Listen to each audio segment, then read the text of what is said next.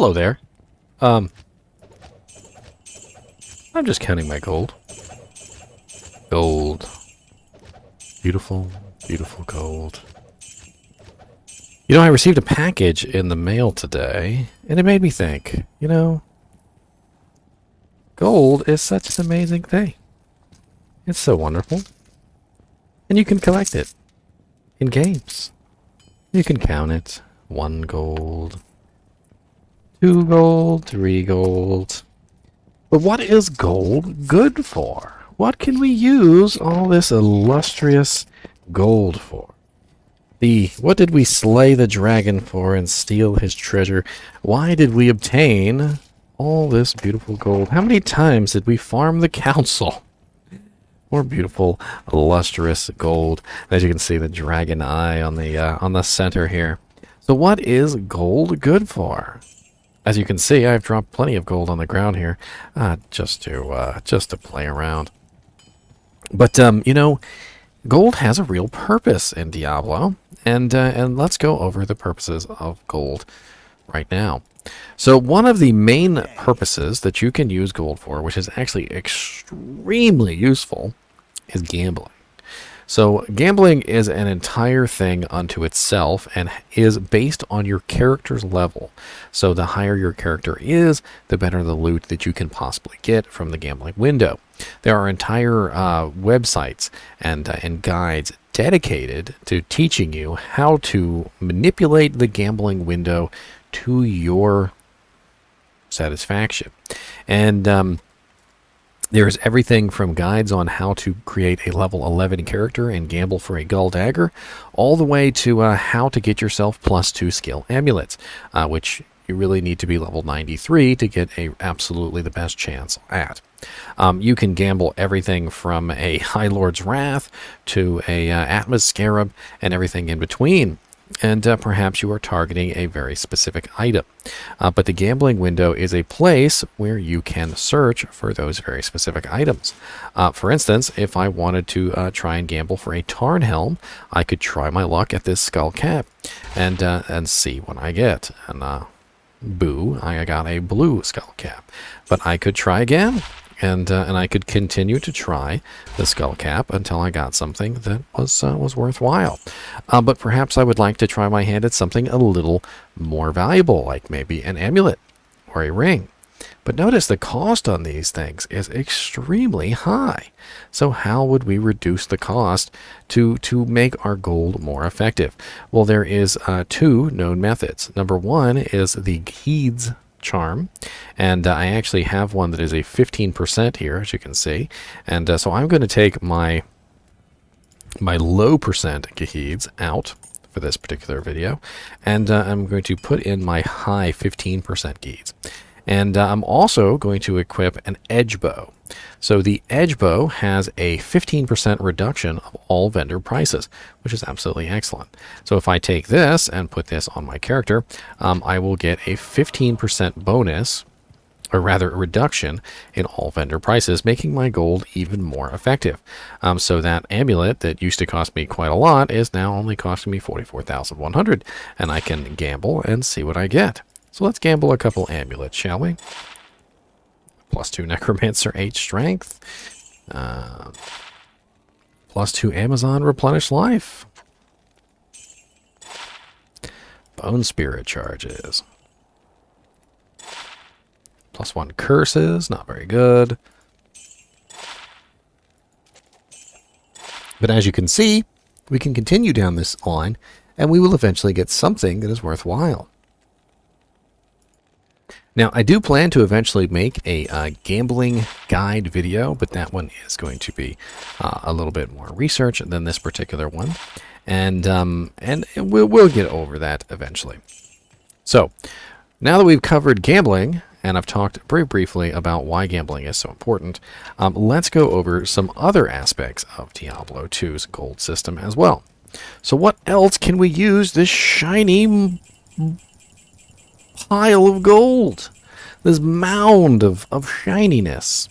What else can we use these little gold piles for? Well, one of the main things that I think most people use their little gold piles for is resurrecting their mercenary. And I really hate to do this to my poor mercenary, but I'm going to go get him killed.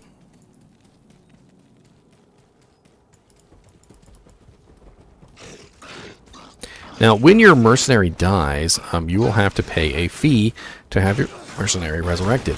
And this fee is variable depending on the level of your mercenary. And to assist my mercenary's death, oh, my poor little Ilzan, I'm going to take his weapon away. Because without his weapon, he's not going to be able to do anywhere near as well. And we're going to strip him of his beautiful Guardian Angel Templar coat. For demonstration purposes only, ladies and gentlemen. For demonstration purposes only. My poor Ilzan.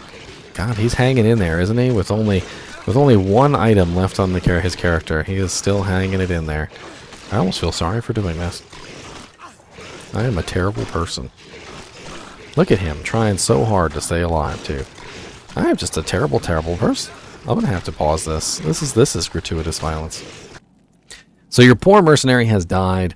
And you need to go to resurrect him. Well, Qualkek is going to charge you based on how high of a level your mercenary was. And Ilzan is a relatively high level mercenary at level, I think it's 92. So to resurrect him, it cost me 50,000 gold, which is kind of ridiculous. We're going to give poor Ilzan his weapon and armor back. Poor Ilzan, I'm so sorry, sir. But you are back with us now, Ilzan, and as you can see, gold has a very strong use in resurrecting your mercenary. So far, we've got 2 uses for your gold. Number 1 is gambling. Number 2 is resurrecting your mercenary. We also have several other uses for your gold. Most notably is buying potions. You're going to have a decent amount of money to keep your potions stocked, both your health and your mana potions. You're also going to want to buy keys, unless you happen to be an assassin, who do not need keys.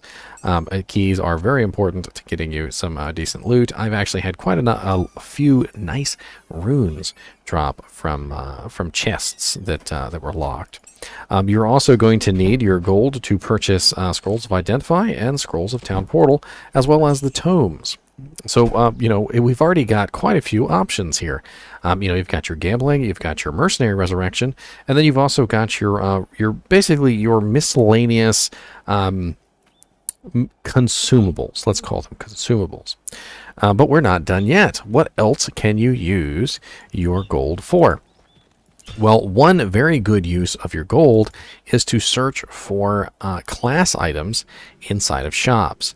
Now, for this purpose, I'm going to go to a slightly lower level character, somebody who is not maxed, and we're going to take a look at a lower level zone. So we've got a level 21 Amazon here, and let's say I wanted to be a Bone Spear Necromancer, and I was specifically trying to find myself a wand to make, a rune word out of, the rune word white. I would look for an Act 2 mercenary named Drognan next to a door, so you want to make sure there's a door here, and you would search Drognan for wands. So I would check and see if he has any white wands, because it has to be a white wand, of the correct skills that I want. Like, for instance, here's a white wand, which is a +1 Iron Maiden, so not what I want. We have +2 Bone Wall, but that one only has 1 socket, which we need at least 2, and so forth and so on. And you will notice that these wands can get incredibly expensive. This one right here is 132,768 gold. We have items in here that will be exceedingly expensive. And this one right here is 189,932.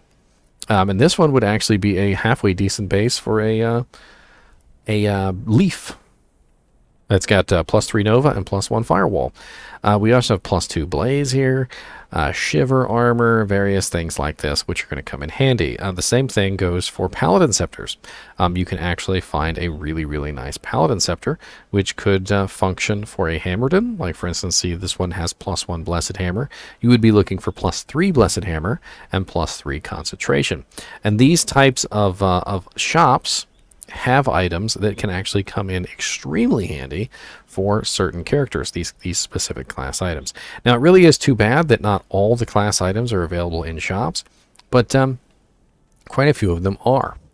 You can also purchase other items from the shop that could be extremely valuable, like for instance a teleport staff.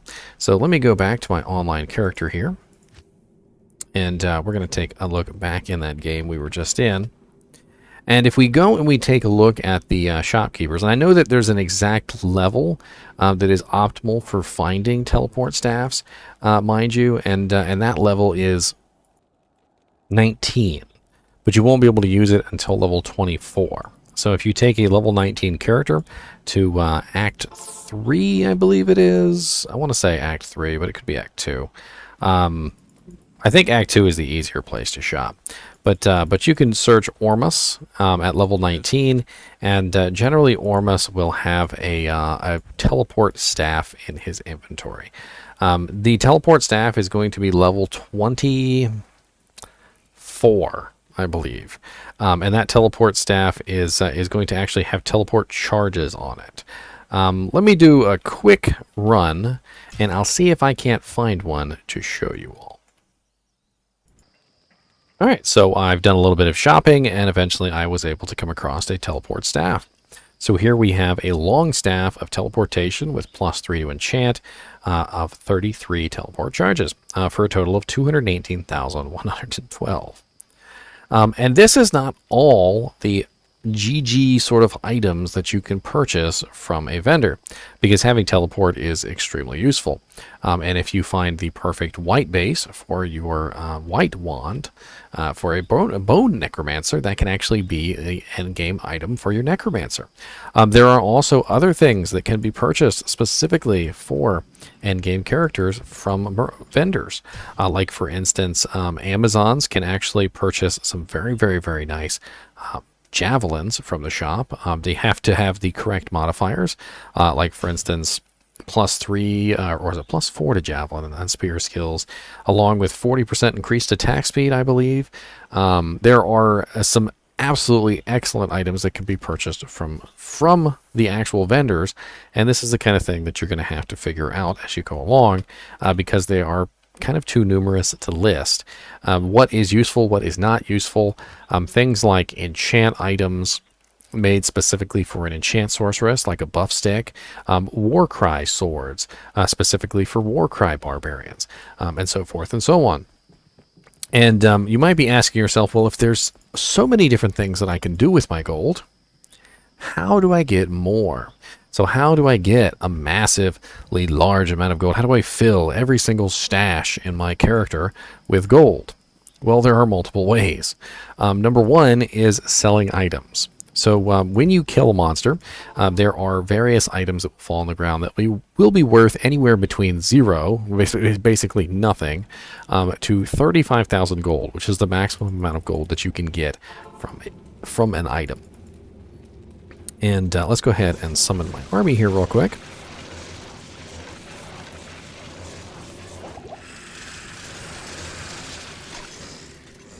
And you'll see that I have a teleport item, because I can teleport in. So when you kill monsters, they will drop some specific loot. And you're going to take a look at that loot, and you're going to be like, okay, well, what is this worth? What is this worth? Etc. And these particular items are actually not worth that. Although Arathis is kind of nice to hang on to. So what would you pick up for value, and what would you not? Armor, helmets, those tend to be worth a pretty decent penny. Especially if they are elite armors or elite helmets. In fact, pretty much any armor past the normal difficulty ancient armor is usually worth quite a decent amount. We also have class items. So class items tend to be worth a rather large amount of money, even if they are normal difficulty class items. And the reason why class items are worth a lot of money is because of the skills on the class item. If you found a War Scepter, which only had which had no plus to skills, it would be relatively worthless. However, when you bring this War Scepter back to town that has +2 conversion, because conversion is a relatively high skill, it is a rather high value item. And this goes for all class items. So Paladin class items, Sorceress class items, Druid class items, Assassin class items, Amazon class items, some of them Like, for instance, the ones that have like plus to specific skills, although there's not a lot of them. There really isn't. I'm thinking like the javelins with like +2 Amazon, along with like +3 javelin and skills. Sometimes those can be worth a decent amount. Also, for some reason, the really high level crossbows, like the Gorgon crossbows and whatnot, tend to be worth 35,000 gold. And of course, the amount of gold that you get for an item depends on where you sell it. So in normal difficulty, you get 5,000 gold in Act 1, 10,000 gold in Act 2, 15,000 gold in Act 3, 20,000 gold in Act 4, and 25,000 gold in Act 5. In Nightmare difficulty, you get 30,000 gold cap, and in Hell difficulty, you get 35,000 gold cap. So keep that in mind as you sell your items. You wouldn't want to take an item that was worth 25,000 gold and sell it in normal difficulty Act 1 for only 5,000. Now let's talk about gold monsters, gold from monsters. Getting tongue-tied here. So if you're trying specifically to get gold from monsters, there are specific monsters that give rather large amounts of gold. Most notably, champions tend to give large piles of gold, as well as uniques and elites tend to give rather large piles of gold, and certain uniques and elites will actually give more than others. And you can also enhance the amount of gold that you get from these monsters by wearing certain pieces of equipment. Like, for instance, the Rhyme Shield has 50% enhanced gold for monsters. We also have Chance Guards, which have 200% extra gold for monsters. We have Gold Wrap, which has a 69% enhanced gold for monsters. And we've also got Blade of Alibaba, which has 227% extra gold for monsters based on character level, which goes up and down depending on your character level. You can also get extra gold from monsters with Gahid's Charm, as well as other charms if you happen to have one in your inventory that it gives you extra gold. And you can also enhance the extra gold for monsters with other things, like, for instance, a Lem Rune, which I don't think I actually have a Lem Rune on me, which is rather sad. But Lem Runes actually do give a rather high percentage of increased gold for monsters, and even more so in weapons. And one thing that people will do with Blade of Alibabas is specifically for gambling and things like that, so that they can get as much gold as humanly possible. So instead of putting into Istrans, they will put into Lem Runes, and that will give them an increase in their gold find. All right, so with our gold find equipment on, let's go to one of the best places that you can possibly go to for farming gold, and that is the Council. The reason why the Council is one of the best places is just simply because there's so many high-level elites in one particular location. And each one of them can drop a pile of gold, literally 20 to 30,000 gold a pop. Depending on which ones they are, and you can come in here and you can kill them. It's actually pretty easy to do. They do have a relatively high amount of elemental damage, and I would recommend that if you come in here, you have a decent amount of resistances. Your mercenary is also going to need a decent amount of resistances to pull this off, and mine in particular is running 90% all res, which is actually really effective for this particular type of farming. And as you can see here, we've got several piles of gold on the ground already. We've got a 7,000, we've got an 18,000, we've got a 10,000, a 5,000, which is not bad. We've also got several items here that we can try and sell for gold. So for instance, this plate mail will probably fetch a decent price. We can also grab the spiderweb sash and the demon head. Those two will also probably sell for a relatively good price. So let's go back to town and let's see what kind of gold we can get from one particular run. Now each run is going to be different depending on what drops on the ground and how much gold drops from each particular monster. But in this particular case, we've got a demon head with +1 to attract, which is only 10,000, because attract is a relatively low level curse. We also have a spiderweb sash, which is 23,437. This is a relatively high sell value because it is an elite item. Elite items tend to be worth a lot more than their counterparts. Armors, on the other hand, tend to be worth a pretty large amount of money even if they're not elites. So this one in particular is a plate mail, which is a normal difficulty plate. And you'll see that it's still worth 32,768, which isn't bad. So as you go forward, you can start to learn which items are worth more and which items are worth less. Now, I do actually have a video up on my channel already if you want to take a look at it. It is basically an entire video about what items to keep and sell for gold. And I go through a much more exhaustive list of kind of giving you an idea of what to pick up and what not to pick up. So, so keep that in mind. And really, that's kind of all there is to it. So just as a final recap, let's go over it together. So gambling, miscellaneous consumables, hiring your mercenary, and resurrecting him. So that's already 3. We also have items that can be purchased directly from NPC that are of high value, like teleport staffs, warcry swords, rune word bases, and all sorts of other miscellaneous things that can be very useful. And let's keep in mind another option that I had completely left out until just now, and that is buying items back from the shop that people sell. So if you are in a position where you are in a bail run or you are running with bots, God forbid, you will probably want to check the NPCs to see what has been sold to them. As long as there is room, you will be able to buy an item back. And hopefully I have the amount of money to buy this back. So let's pretend, for instance, somebody had a 7% MF small charm, and they sold this 7% MF small charm to the NPC. It will appear in the NPC's inventory, and you can take a look at it, and you can buy it back. So having some gold handy to buy these items back can be very useful because you will be able to take advantage of another person's mistake. This has happened a lot to me, believe it or not. I check the shops on a regular basis because a lot of people just don't know what they have. And they'll sell things to NPC that are actually of pretty high value. I've bought a homunculus from the NPC before. I have bought several really nice 20 health charms with other effects on them. I've gotten even 7% MF small charms from the NPC, believe it or not. And as you go forward and you look at specific items that people have sold, you might realize that people are selling stuff that's actually pretty high value items. And that's pretty much it. As always, I do appreciate you guys watching my videos, and I'm going to go back to what I was doing when you guys so rudely interrupted.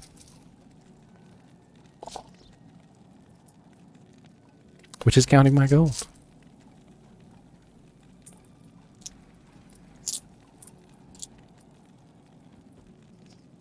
Why are you still here? Go. Get out of here. Why are you still here? Really? Yeah. I'd be moving right now.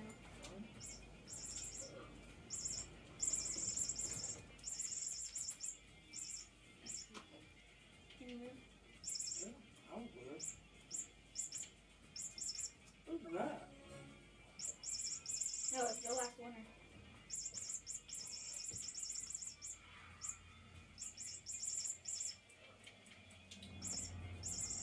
Here, let me trade you. Oh, it says that you're busy. Alright, turn now. I was just saying something. Oh. It says that you're busy. Try to trade me.